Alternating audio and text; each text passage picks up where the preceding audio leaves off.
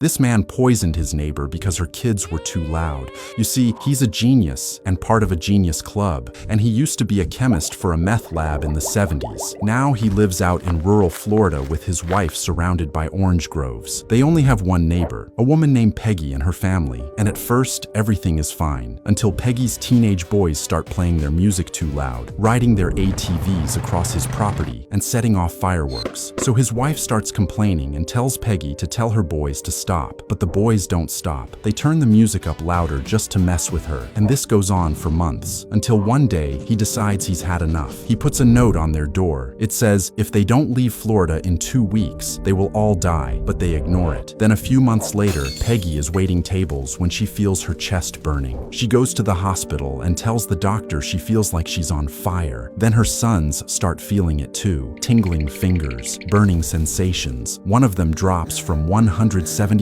pounds to 92. He says the pain feels like 1,000 needles clamping down on his feet. Then Peggy's hair starts falling out. Then she loses the ability to speak. She can't open her eyes until she falls into a coma. Doctors find out she has 20,000 times the normal amount of thallium in her body. That's a poison so toxic it's been banned since 1982, and no one knows where it came from. So the FBI searches the house and finds thallium in the Coca-Cola bottles under the kitchen counter. Someone snuck into their home and poisoned their drinks. So police start asking around, and when they ask the neighbor why someone would want to poison this family, he says maybe someone wanted them to move out, just like the note said. So now they're suspicious, but they can't prove anything. So a detective goes undercover. She pretends to be a lonely member of his genius club and starts hanging out with him. She goes to his parties. She plays his murder mystery games, and she waits. For 2 years, she waits, until finally he moves to another town, and she offers to rent his old house. He says yes. So she walks into his garage, and she finds a bottle of thallium. And since Peggy died from thallium poisoning, he was convicted of murder and sentenced to death, and he's still sitting on death row today.